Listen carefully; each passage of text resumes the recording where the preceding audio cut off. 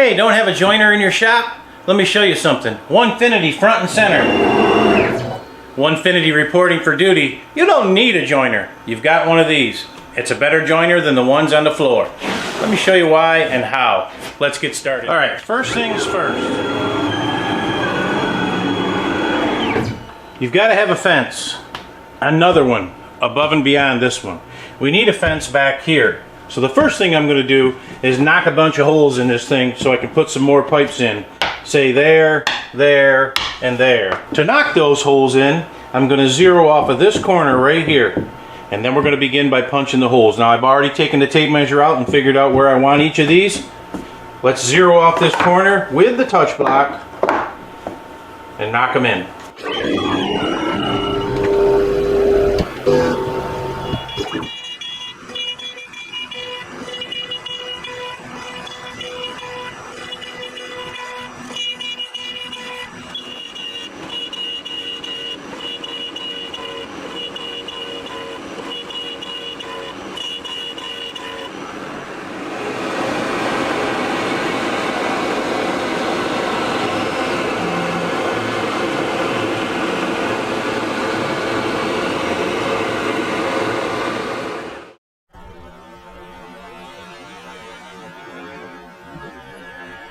Okay, so now we've got the fence holes put in, the pipe holes for the new fence. I've got two pieces of wood here. This is the one we're going to joint. Now, I'm hoping the camera will pick this up. When I hold this straight one next to this crooked one, you can see about 1/8 of an inch crack through that. I'm hoping you can see that. I'm going to show you how we mount this thing to the machine. This is the one we're going to straighten, obviously. The bow in this goes this way.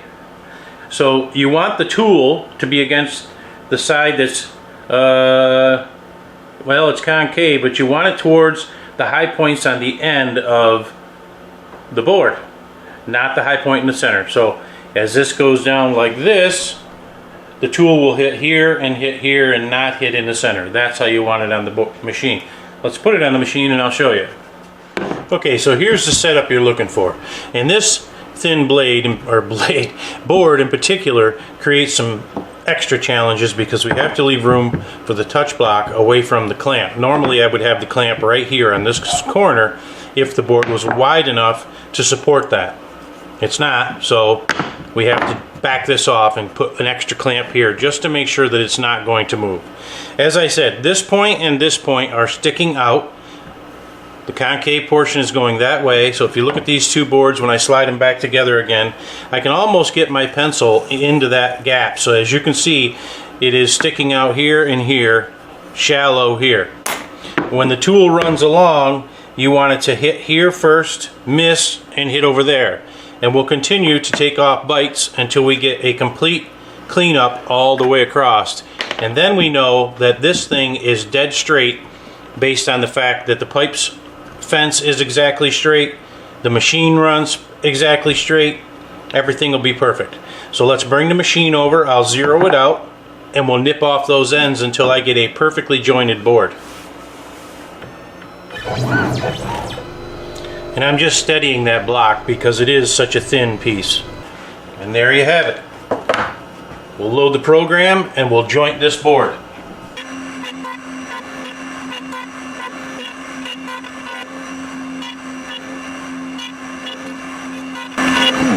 Okay, now we'll re-zero on this corner again and run it again until we get a nice smooth surface.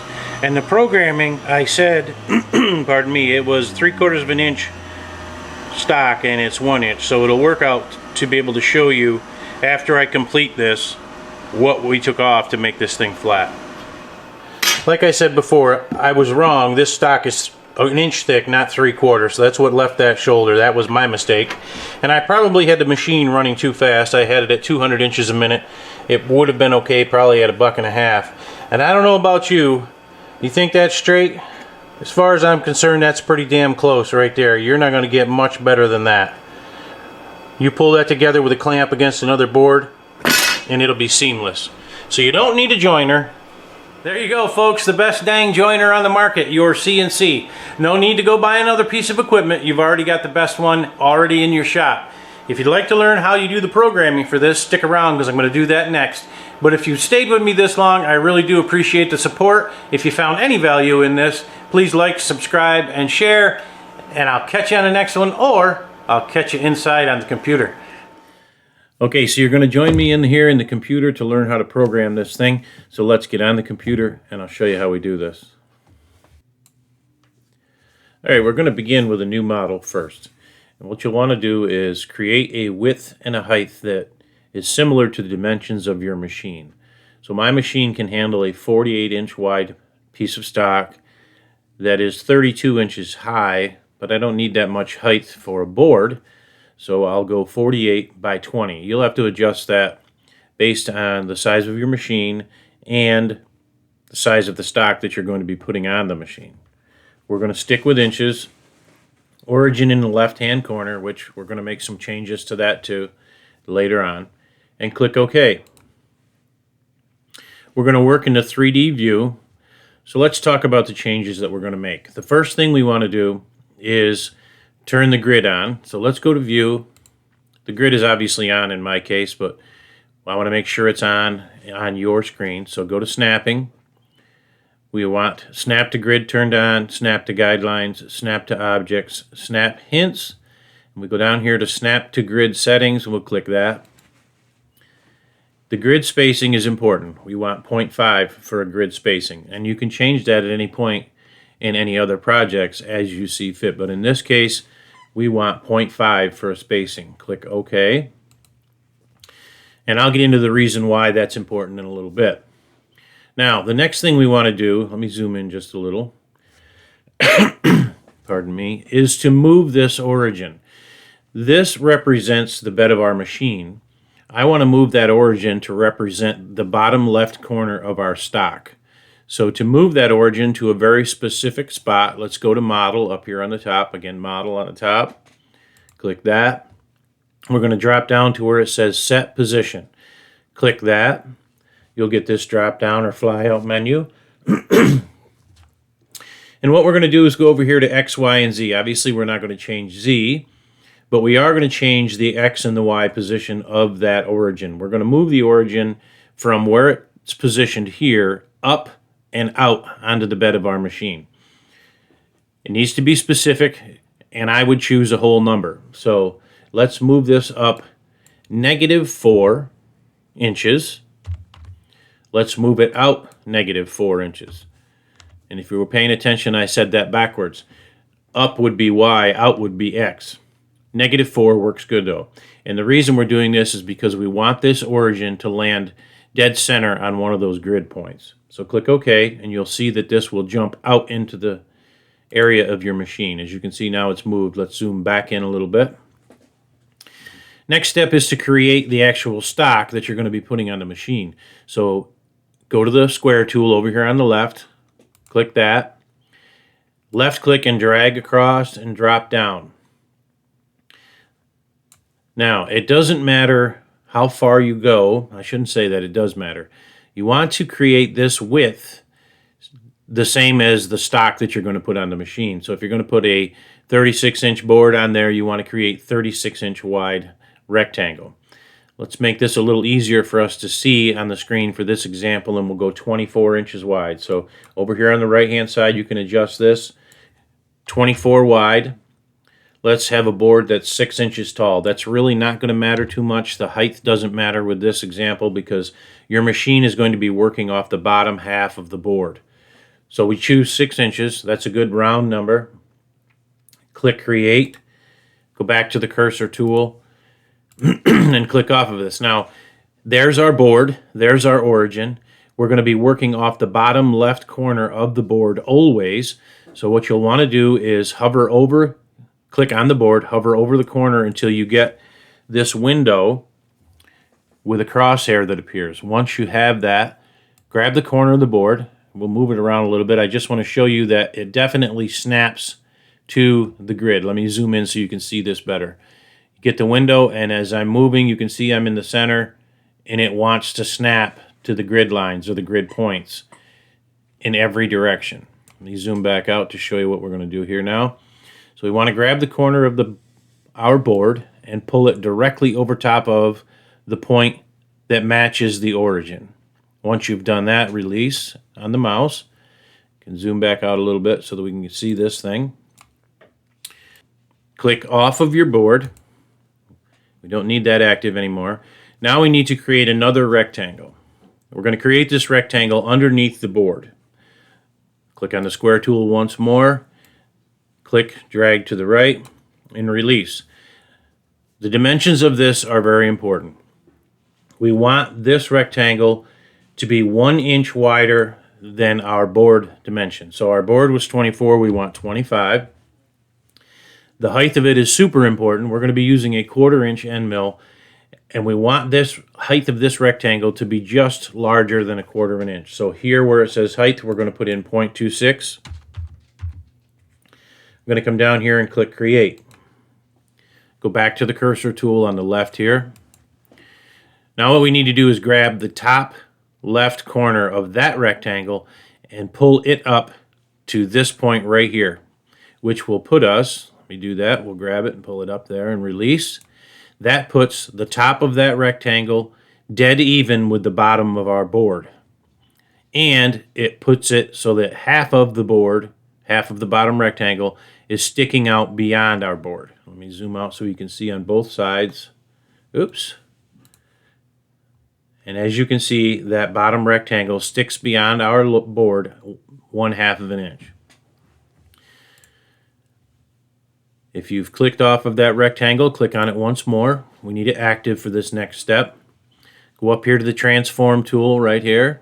Click on that. I'm going to go over here and do some magic on this side. We're going to drop down. We don't need to change the size. We don't need to move the origin position. But what we want to do is move that rectangle upward into our board a 32nd of an inch. We're not moving left and right. We're going to move upward. So we want the Y dimension right here.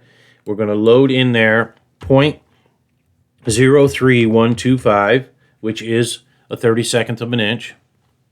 And we're going to click apply. And what's going to happen is it's going to take this rectangle and it's going to move it upward into our board a 32nd of an inch. I'm going to zoom in here to make it easier to see before I click apply. Let me move this. I did that again. Let's click on this, move back in, and watch it when I hit apply. You can see that it moved slightly upward. Go to the cursor and I'll zoom in so you can really see it. You can see that it's in a 32nd of an inch. Now that brings me to the next thing. The way you put this board on your machine is very important. I'm going to draw a line here, or an arch, to show you how you position your board on the machine. So we go to the arch tool, and I'm just doing this in a random fashion. It doesn't mean anything. You don't have to do this on your programming. So we'll go there. Now imagine that this is the shape of your board. Let me pull this down here and put it close to the end. So your board is shaped this way, where it's hollow on the bottom, and so in this case your board would be shaped something like this. Let me move this down here so it gets a little better to see. Your board would be shaped like this, like a banana. So when you put it on your machine, you want the bottom points of the banana facing downward in the machine. We don't need these two lines. As I said, I just wanted to show you how you position your board on your machine. So we'll delete them. We'll get rid of this guy.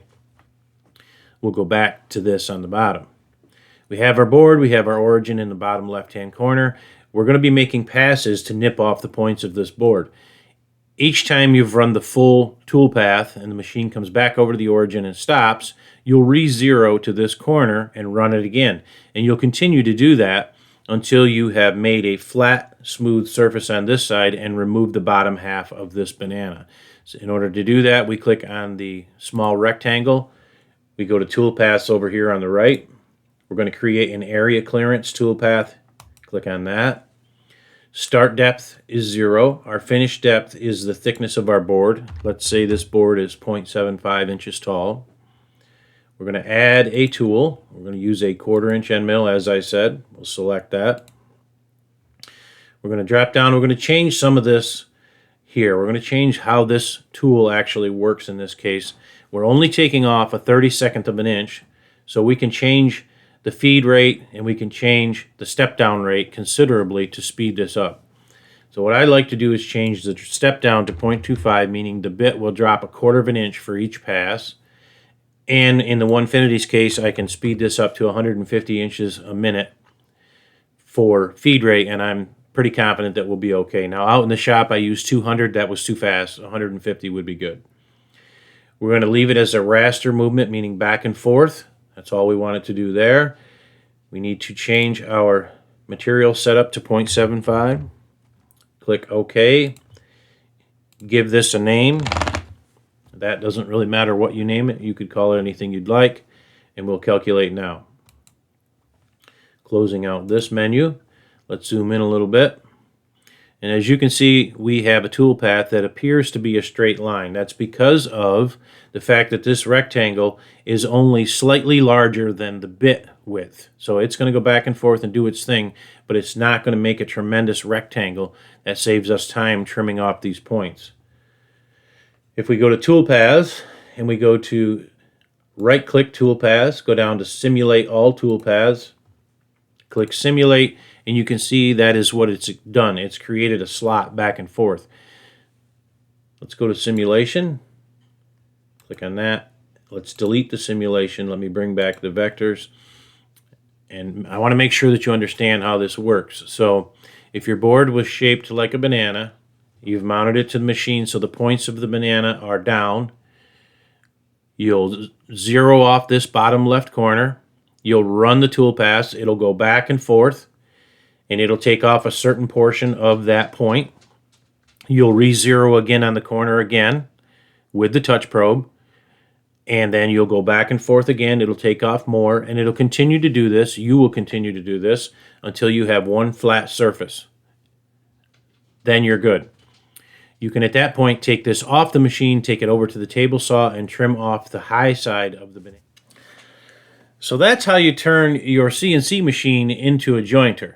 As I said out in the shop, no point in going out and buying one of those machines for the floor if you don't need to. Use your jointer. It's more accurate. You won't get the snipe on each end. You'll cut it off nice and flat. You'll have a great glue up when you're finished. So I hope you got something out of this video. I hope you enjoyed it. As always, give us a like, share, and subscribe, and I'll catch you on the next one.